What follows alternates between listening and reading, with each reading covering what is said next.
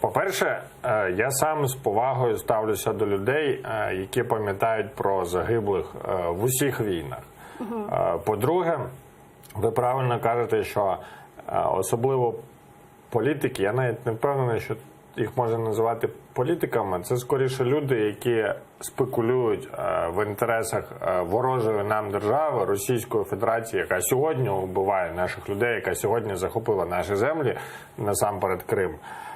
В їхніх інтересах діють люди, які прикриваються мандатами депутатів Верховної Ради України, які називають себе представниками місцевого населення в тій самій Одесі, в інших регіонах. Але я добре знаю, їм на це плювати. Їх цікавить, що скаже Путін, і їх цікавить особисте збагачення, що тісно пов'язано з тим, що скаже Путін. Зараз багато журналістських розслідувань з приводу Віктора Медведчука, основного агента впливу Російської Федерації в Україні.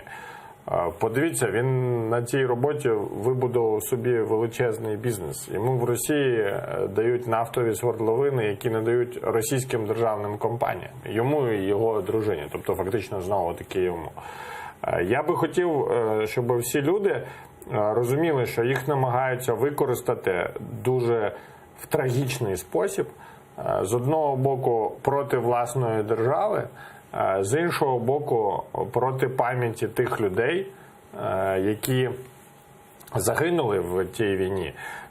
Сьогодні є родини, де, на жаль, є втрати і в Другій світовій війні, і в цій українсько-російській війні за неукраїнську незалежність. Оце реальна правда, яку ми маємо розуміти, шанувати і не забувати.